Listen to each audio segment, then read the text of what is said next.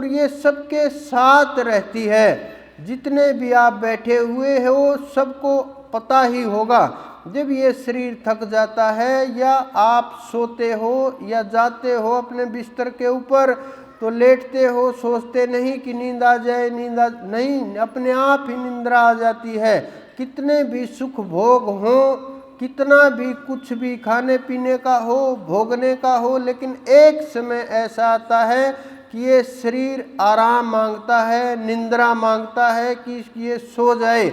और आप बोलते भी हो कि नहीं अब मुझे सोने दो, और क्या चाहते हो आप, तो फिर ये शरीर सब कुछ छोड़ करके निंद्रा में चला जाता है।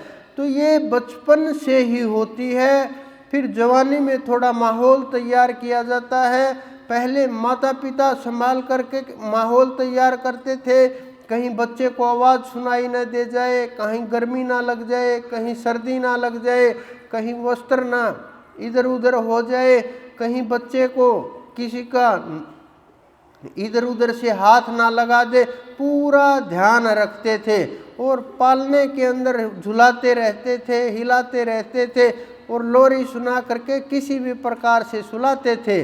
लेकिन युवावस्था में फिर समय देखते हैं कि क्या चल रहा है, पता चल जाता है क्या अच्छा है क्या बुरा है, कैसे करना है, कैसे माहौल तैयार करना है, कैसे बिस्तर लगाना है, एसी चलाना है, पंखा चलाना, सुख सुविधा के अनुसार हम इस शरीर को सुख सुविधा दे करके जैसे निंद्रा का माहौल होता है उसी प्रकार से तैयार करते हैं। लेकिन वो युवावस्था में भी सोना होता है। लेकिन धीरे धीरे जब और आगे की अवस्था बढ़ती है, जब वैराग्य आता है, चाहे वो बचपन में आए, चाहे युवावस्था में आए, चाहे प्रौढ़ अवस्था में आए, बुजुर्ग अवस्था में आए, संन्यास अवस्था, किसी भी अवस्था के अंदर जब वैराग्य आता है तो फिर नींद नहीं सुहाती, निंद्रा भंग हो जाती है। क्योंकि वैराग्य के अंदर निंद्रा और तंद्रा दोनों ही समाप्त हो जाती हैं। क्योंकि जीव को ये पता चल जाता है कि ये नींद हमारी शत्रु है, सहायक नहीं है। इसी कारण से हमारे बहुत से संत महात्मा, योगी लोग, महापुरुष बार बार ये कहते रहते हैं, इस नींद को त्याग दो, मोक्ष को त्याग दो और परमात्मा के भजन के ऊपर ध्यान दो। क्योंकि बहुत से योगी लोग ऐसे होते हैं जो भजन करते करते उस नींद को निकाल देते हैं। हमारे साइंस ने भी अब सिद्ध कर दिया कि योग के द्वारा, ध्यान के द्वारा और योगिक क्रियाओं के द्वारा शरीर को उसी प्रकार से अपडेट किया जा सकता है, तैयार किया जा सकता है जिस प्रकार से निंद्रा के अंदर ये शरीर ऑटोमेटिक से तैयार हो जाता है। जितना भी जीव हैं, जितने भी मानव हैं, सब के सब जब सो जाते हैं, सुबह उठ करके पवित्र सा महसूस करते हैं, तेज सा महसूस करते हैं, स्फूर्ति सी महसूस करते हैं, ताजगी सी महसूस करते हैं। क्या कारण होता है? क्योंकि ये आत्मा उस परमात्मा की ओर दौड़ती रहती है। ये शरीर अपने अस्तित्व को जो हमने इस धरा से जो सब तत्वों से उठा करके इकट्ठा किया है प्रकृति ने, वो सब के सब समाप्त हो जाने वाले तत्व हैं। तो ये शरीर उसकी खोज में सोता रहता है हर रोज। कुछ बुजुर्ग लोगों को पता होता है कि मुझे नींद नहीं आ रही। कारण क्या होता है? क्योंकि धीरे धीरे धीरे धीरे वो अपने वजूद से दूर जाने लगते हैं। पूरी उम्र ना ध्यान करते हैं, ना सुमरण करते हैं, ना भजन करते हैं, ना परमात्मा को याद किया, ना उसको सहारा लिया, ना उसकी ओर बढ़े, ना कुछ जागृति हुई, ना उस ओर कुछ कार्य हो पाया, ना जीवन जीने का रास्ता मिला, न पवित्रता हुई, न धर्म पर रहे, न उस परमात्मा की आज्ञा के अनुसार चले, न शास्त्रों के अनुसार चले, न धर्म के अनुसार चले। तो फिर ये जीव क्या करे, शरीर क्या करे, कितना झेल सकता है?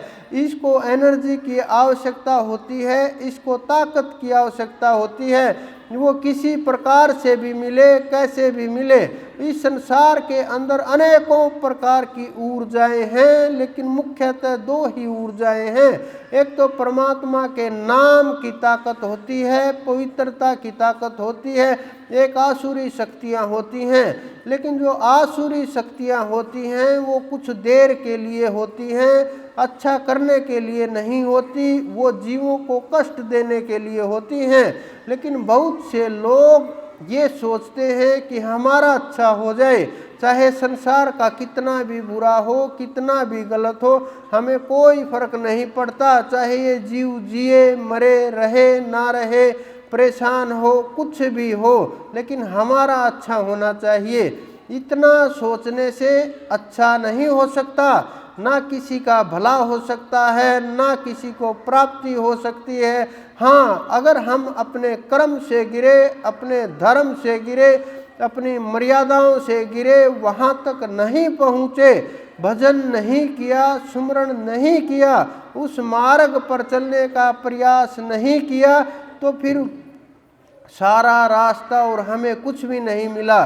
तो अगर हम उन आसुरी शक्तियों की बात करें, बहुत से लोग जो आसुरी शक्तियों को प्राप्त करते हैं, उनके ऊपर काम करते हैं, मंत्रों की सिद्धियां करते हैं, तंत्रों का प्रयोग करते हैं, लोगों से छोटे मोटे स्वार्थ, धन संपदा, स्त्री और अपना संसार के अंदर नाम फैलाने के लिए, कीर्ति और यश फैलाने के लिए, और इस प्रकार की छोटी छोटी वस्तुओं के लिए इस संसार के जीवों को परेशान करते हैं, जीवों की बलि देते हैं, जीवों के अंदर से खेलते हैं, जीवों के शरीरों को बांध लेते हैं, सूक्ष्म शरीरों के ऊपर प्रभार करते हैं, सूक्ष्म जीवों को बांध करके उनसे कार्य कराते हैं, उनको तंग करते हैं, उनको बहुत परेशान प्रताड़ित करते रहते हैं। आपसे बहुत से जो लोगों को नाम प्राप्त नहीं है, जिनके ऊपर गुरु की कृपा नहीं है,